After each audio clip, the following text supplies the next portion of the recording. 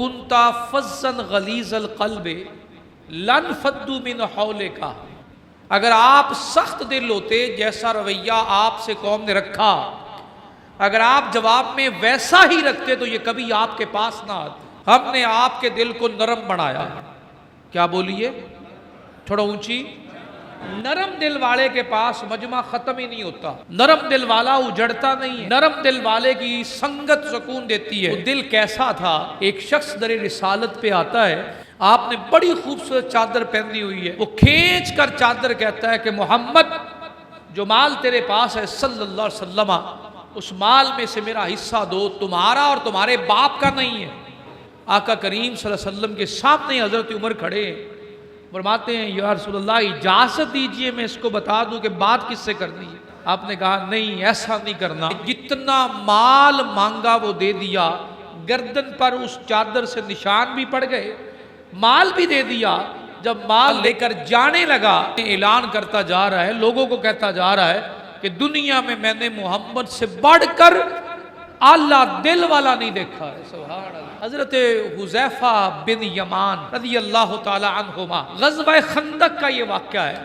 آقا کریم صلی اللہ علیہ وآلہ وسلم نے دیکھا حضرت حذیفہ ایک کارنر پہ بیٹھے ہیں اور جو چادر آپ نے لی ہوئی ہے اس چادر میں پورا جسم ڈھک نہیں رہا، اور آپ فرماتے ہیں مجھے سردی اتنی لگ رہی ہے کہ میں تھرا جا رہا ہوں، اتنی ٹھنڈ لگ رہی ہے۔ رسول کائنات نے ارشاد فرمایا حذیفہ جی یا رسول اللہ، خندق میں مقابلے پہ جو دشمن کا لشکر ہے نا اس کی خبر لے کر آؤ، وہاں وہ کیا کر رہے ہیں۔ آپ کہتے ہیں یا رسول اللہ مجھے تو سردی لگ رہی ہے۔ بس اتنا کہا رسول اللہ صلی اللہ علیہ وسلم نے، پتہ کر کے آؤ، اور ساتھ ہی آپ نے ہاتھ اٹھا کر کہا یا اللہ میرے حذیفہ کی حفاظت کرنا، دائیں بھی بائیں بھی، آگے بھی پیچھے بھی، اوپر بھی نیچے بھی، یا اللہ میرے حذیفہ کو حفاظت دینا۔ حذیفہ بس دیکھنا ہے، وہاں کسی کو کچھ کہنا نہیں ہے۔ سبحان اللہ، کافروں پر بھی مہربان ہو، دشمنوں پر بھی مہربان ہو۔ حضرت حذیفہ فرماتے میں اٹھ کھڑا ہوا، جسم میں طاقت آ گئی، جیسے میں نے خندق کراس کی نا مجھے ایسے لگا کہ میں سردی سے نکل کر گرم حمام میں آ گیا، کہ قلب مصطفیٰ کو تکلیف ہے کہ سردی سے غلام ٹٹر رہا ہے۔ کہا میں نے چادر لے لی لیکن مجھے ایسا لگا کہ میں گرم حمام میں داخل ہو گیا ہوں۔ کہا رسول پاک صلی اللہ علیہ وسلم سے جو پیغام ملا تھا بس میں نے کیا دیکھا کہ سامنے ابو سفیان کھڑا ہے، اپنے لشکر والوں سے بات کر رہا ہے، میں اتنا قریب تھا اگر میں تیر نکال کر چلاتا نا تو میں اس کے حلق کے اندر تیر اتار دیتا، اتنا قریب تھا۔ لیکن جو فرمان مصطفیٰ صلی اللہ علیہ وآلہ وسلم ہے کہ بھئی آپ نے کچھ کہنا نہیں ہے بس سن کر آنا ہے، وہ کیا کہہ رہے ہیں؟ وہ کہتے ہیں میں جلدی سے جو اس کے لشکر کھڑا تھا اس میں جلدی سے گھس گیا، اور اس نے کہا ایک دوسرے کے ہاتھ پکڑ کر بیٹھ جاؤ اور ساتھ والوں سے پوچھو تو کون ہے؟ تو حضرت حذیفہ بن یمان کہتے ہیں میں نے بڑی جلدی کے ساتھ اس طرف والے کا بھی ہاتھ پکڑ لیا، اس طرف والے کا بھی ہاتھ پکڑ لیا، پکڑ کر جب دونوں بیٹھے ان کے پوچھنے سے پہلے میں نے پوچھا تم کون ہو اور تم کون ہو۔ اعتماد اور کانفیڈنس اتنا آ گیا، جاسوسی کا پورا نظام۔ حضرت حذیفہ کا رسول پاک سے تعلق بڑا گہرا تھا، بہت گہرا تعلق تھا، دور سے آتے تھے۔ تھوڑا آپ کی زندگی کے بارے میں بتا دوں، دور سے تشریف لاتے تھے اور آقا کریم صلی اللہ علیہ وسلم مدینے کے کارنر سے آتے تھے، اور ماں نے کہا ہوا تھا بیٹا شام کے بعد تو نے باہر نہیں نکلنا، مغرب کی نماز اور عشاء کی نماز پہ رسول کائنات کے پیچھے نہیں آتے تھے۔ ماں نے جو کہا تھا، مائیں کہتی ہیں رات شام تو باہر نہیں جانا، سو ماں ہے نا۔ آپ فرماتے میں زور کی نماز پڑھتا آقا کے پیچھے، عصر کی نماز پڑھتا، لیکن تلاوت سننے سے محروم ہو جاتا۔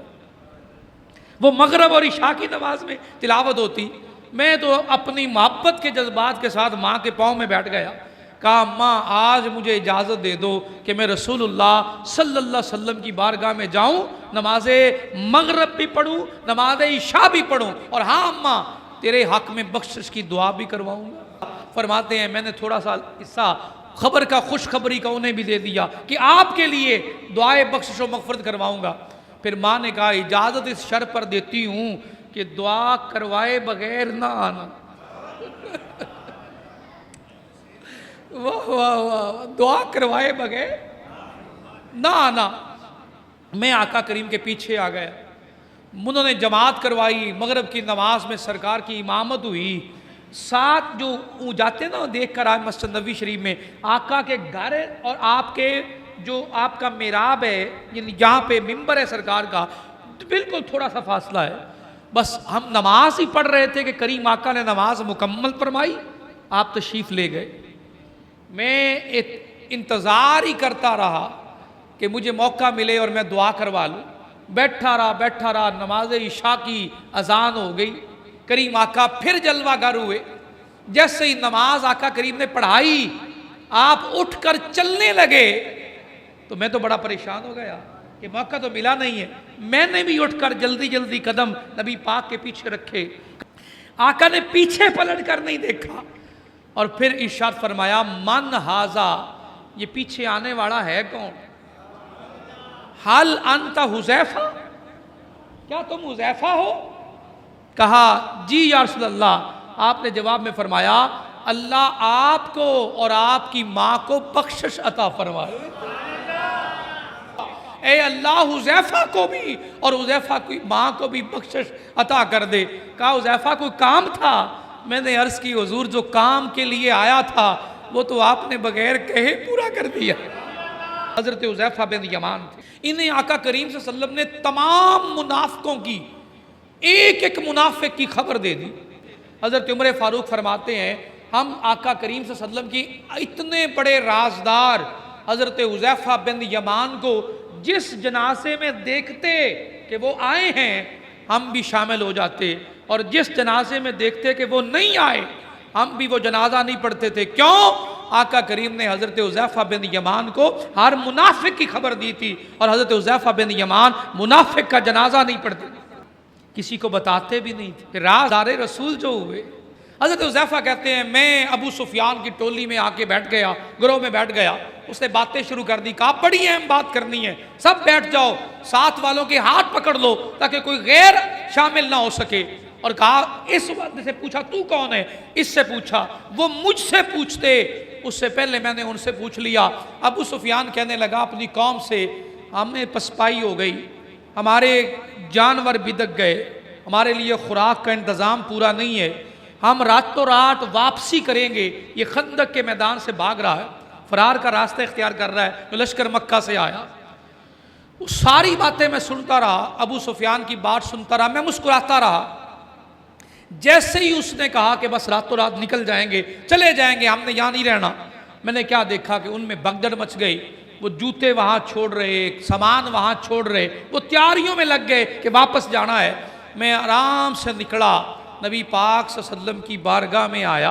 आका करीम सल्लल्लाहु अलैहि वसल्लम से मैंने मिन्नो अन जो देखा वो सब बयान किया, जो मैंने वहाँ पे देखा था।